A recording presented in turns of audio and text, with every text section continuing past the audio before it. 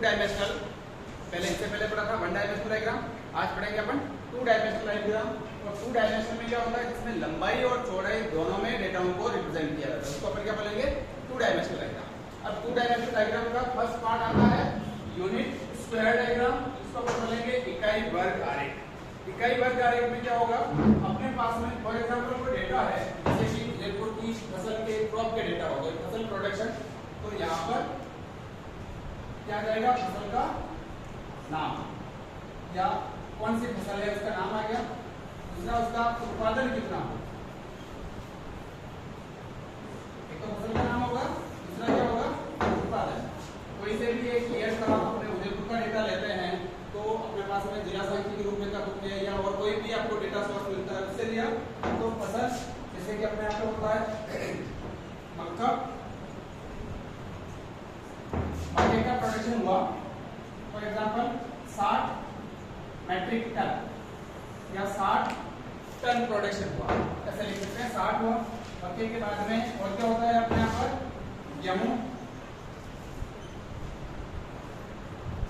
गेहूं का हुआ है for example 120 ton, 120 metric ton है। जो का प्रोडक्शन हुआ है 50 टन, 50 मैट्रिक टन या टन रख दो। फिर इसके अलावा ज्वार का प्रोडक्शन हुआ है 20 टन, बाजरा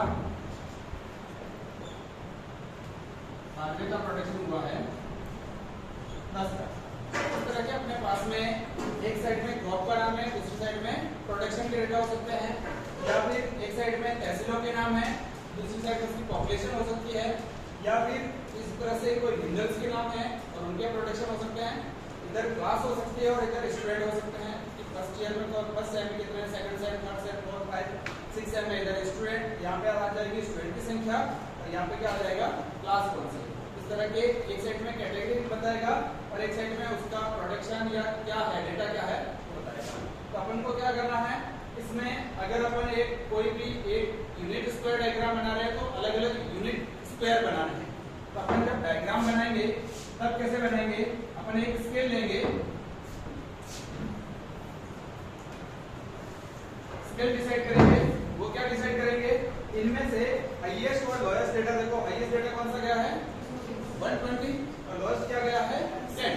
तो 10 मैट्रिक टन बराबर एक स्क्वायर मान ले, यूनिट, एक स्क्वायर यूनिट मान ले। तो अपना फर्स्ट वाला जो बनेगा वो क्या है, जैसे कि 1 बाई 1 सेंटीमीटर का एक स्क्वायर बनाया है, ये 1 बाई 1 सेंटीमीटर का स्क्वायर बराबर कितना प्रोडक्शन है 10 MT मैट्रिक टन प्रोडक्शन। अगर अपन ये मान लेते हैं एक 1 बाई 1 सेंटीमीटर का स्क्वायर बनाते हैं, वो कितना बता रहा है 10 मैट्रिक टन। अब 10 की जगह अगर डेटा बड़ा है तो 20 ले सकते हो, 30 ले सकते हो, 40 ले सकते हो, या फिर डेटा बहुत ज्यादा छोटा है तो 5 ले सकते हो, 2 ले सकते हो, अपने ऊपर डिपेंड है कि अपने पास में साइज, जो शीट की साइज है वो कितनी है उसके अकॉर्डिंग, दूसरा डेटा की साइज क्या है उसके अकॉर्डिंग। ऐसा नहीं कि एक साइड में तो 500 बन रहे हैं और एक साइड में 2 ही बन रहे हैं, ऐसा नहीं होना चाहिए। हम यहाँ पे स्क्वायर की संख्या काउंट करेंगे। अपन कौन सा बना रहे हैं, स्क्वायर डायग्राम बना रहे हैं, तो स्क्वायर कितने बनाने हैं उसकी संख्या, वर्ग की संख्या कितनी है,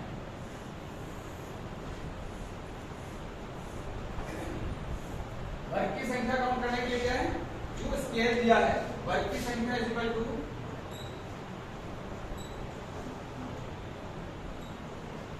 फॉर्मूला क्या होगा, वर्ग की संख्या इज इक्वल टू दिया हुआ मान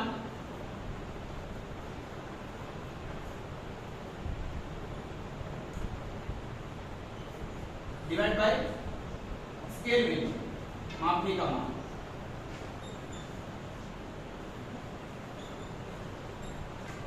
दिया हुआ मान क्या है 60, 60 बटे में मापनी क्या थी 10, 60 में 10 का भाग क्या आया 6। इसके लिए कितना यूनिट बनाना है 6 स्क्वायर बनाना है। नेक्स्ट 120 डिवाइड बाय 10 बराबर, इसके लिए कितने स्क्वायर बनेंगे 12। इसके लिए 50 के 10 से डिवाइड किया तो कितने स्क्वायर बनेंगे 5 स्क्वायर। नेक्स्ट 20 को 10 से डिवाइड किया 2 और 10 को 10 से डिवाइड किया तो 1 स्क्वायर। अब अपन को बनाना, ये काम आपको किस पे करना है, लाइनिंग पेज के ऊपर करना। अब जब शीटें बनानी है तो कैसे बनानी है, सबसे पहले आप लेंगे ये वाला प्रोडक्शन कितना है, ये वाले स्क्वायर कितने आ रहे हैं वो लेने हैं। सबसे पहले अपन स्क्वायर 1/1 सेंटीमीटर के स्क्वायर ले रहे हैं, कितने बनाने हैं 6।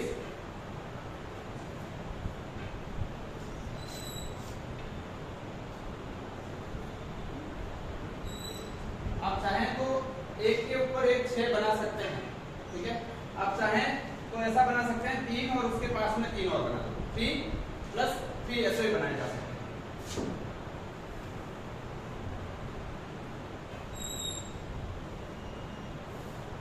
लेकिन ये याद रहे इन स्क्वायर की साइज सबकी एक जैसी होनी चाहिए। इसके बीच का गैप, जैसे ये बीच वाली लाइन है ना, बीच वाली लाइन है, ये गैप बराबर होना चाहिए, ये गैप भी बराबर होना चाहिए।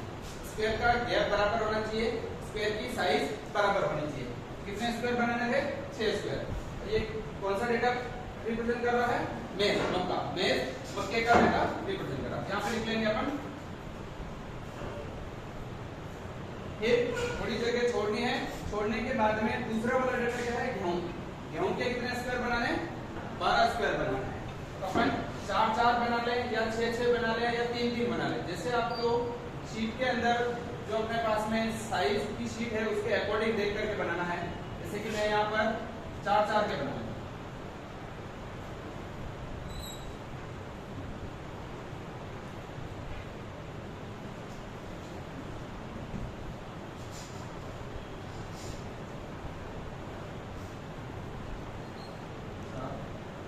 इसी के पास में वापस 4 बनाना है, आपको ये मेजरमेंट करके बनाना है।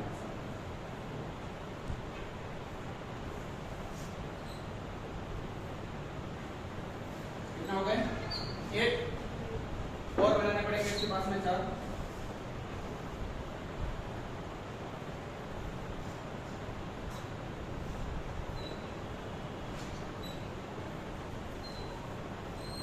और ये डेटा क्या बता रहा है, गेहूं को बता रहा है, व्हीट।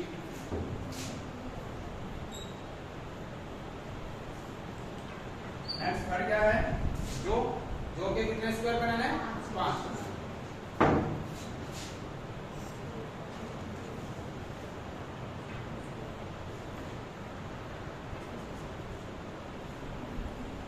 तीन के बाद में 2 इसके पास में।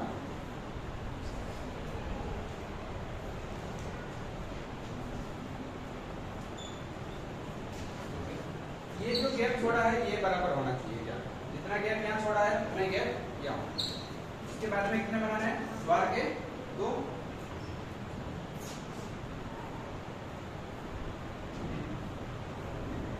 इसके लिए क्या लिखेंगे, द्वार के बाद में क्या है, बाजरे का कितना है,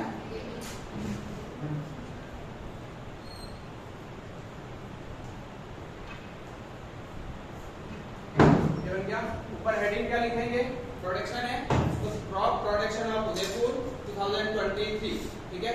मेन हेडिंग क्या आएगी, क्रॉप प्रोडक्शन ऑफ उदयपुर 2023, जिस ईयर का डेटा है उस ईयर का डेटा लेना है। दूसरा कौन सा प्रकार है, डायग्राम का प्रकार कौन सा है, यूनिट स्क्वायर डायग्राम, ठीक है। तो तीसरा इसका स्केल साथ में बनाना है, 1 स्क्वायर इक्वल टू जो भी प्रोडक्शन आपने लिया है स्केल वो बनाना है इसके साथ।